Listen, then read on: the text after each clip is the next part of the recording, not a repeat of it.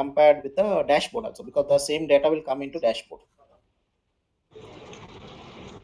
So if I see this particular, the ERPs, whichever we have, uh, so these are the script looks like, you can just validate the, spend by categories, suppliers. These are the different, the test cases which we have. I can just show one spend by category. So this is how validating DB database to your dashboard data file. So this is the existing model. If you just jump and go back to model, predefined model, can just say jump to model. So these are all the predefined models which are provided by Tosca itself now. Oh, Data integrity testing. So in this, we just need to enter our source name, that is a JDBC connection class name and everything. And if I want to compare with the two CSV files, the two Excel files, or the Excel file data with the data JDBC query file, so that also you can just. So if I just see here, you can see this is my JDBC connection where I do have connection name, driver name, and then the SQL query. Usually SQL queries we will not pass like this. For few projects we do like this. is this Usually, query is it auto generated or you have entered? no, it is created by the test engineer. It's created by me only. Okay. And it will just pass it, but usually will not pass like this. But for testing purpose, recently we did this one. Usually what happens is in the data bricks or somewhere there, the manual team will keep all the queries over there. I just utilize that directly or in my folders here. These are the queries. I'll just directly import that, and then I'll just use this name in my test case. This is my actual test case. I'm connecting to JDBC. Then I'm very validating that with the target, which is my target is my CSV file, where I'm just passing my CSV file. This also, we need to make it generic, but as I am the only tester here, just for testing purpose, we are using. But in the main at a repository, or wherever we are having, so it is all centralized location will be there.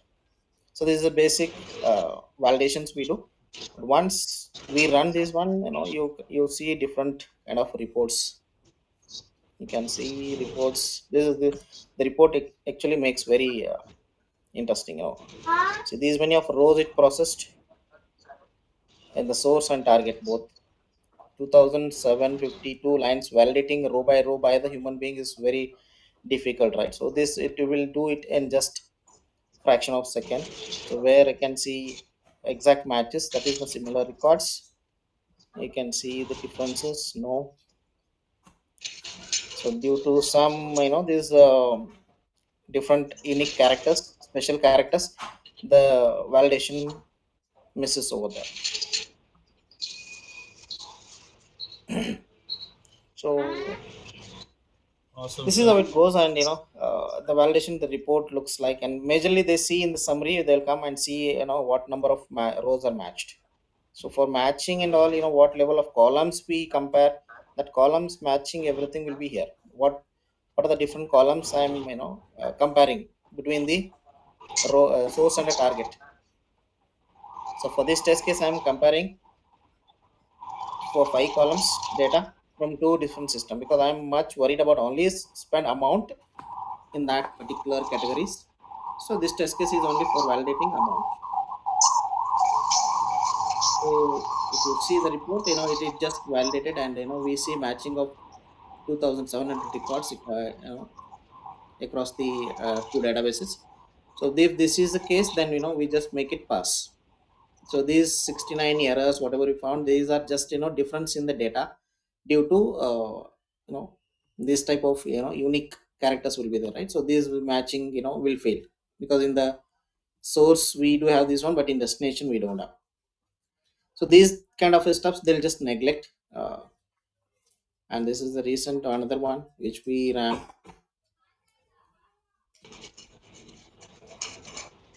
Yeah, like this you will see the differences in the difference column. I can see the dance number, and this is site code somewhere. This is having issue in the database, so they are just working on that. So this report will help them to match. So it is not there in the target, but it is in the source, it is there. So then they'll work on migrating the data from source to destination like that.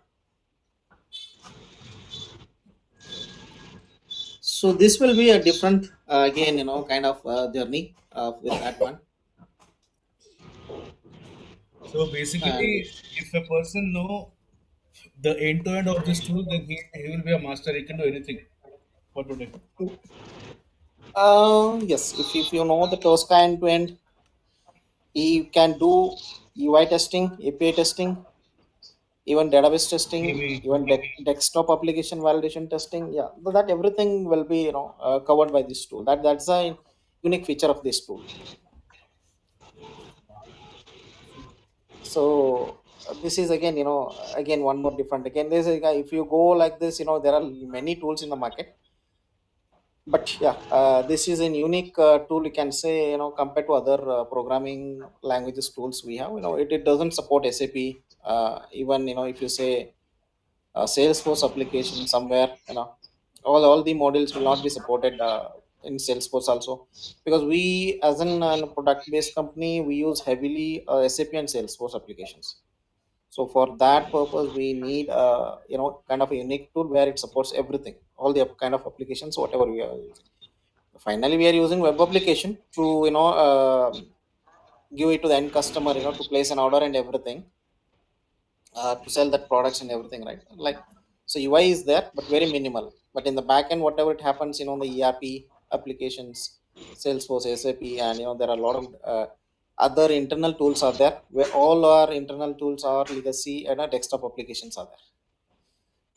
So where they do all R&D things and everything, and then once it is ready, they will publish it. Once it is published, it will show in the your web application.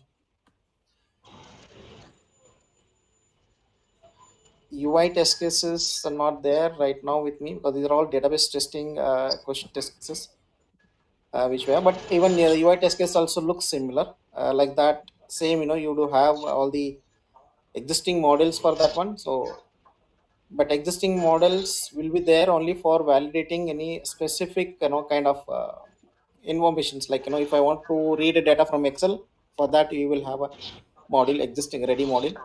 If you go to PDF validation, so you will have a model for ready for that. But if you want your own test case to be automated, right, in that case you need to create your own models.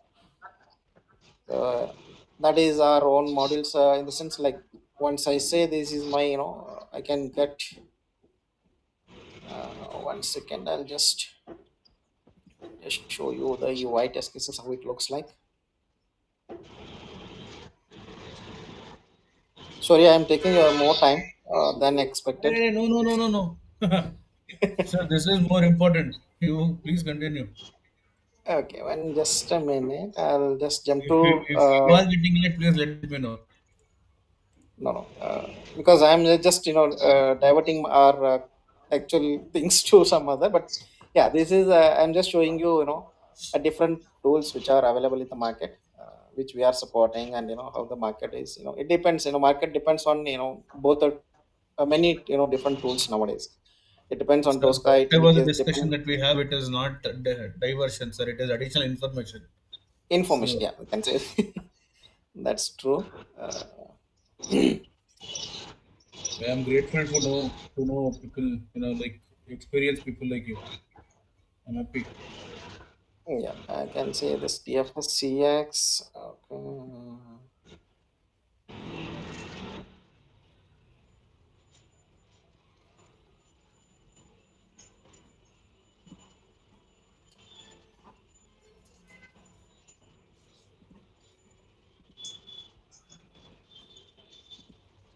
So this is your UI automation, is what you said, right?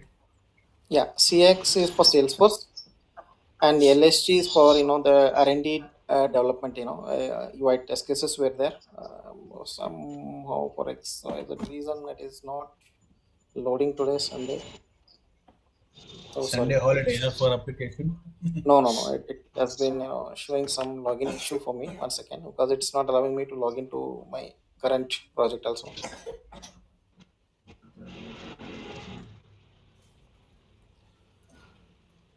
Okay, I can just show you the models here. Something predefined models are there.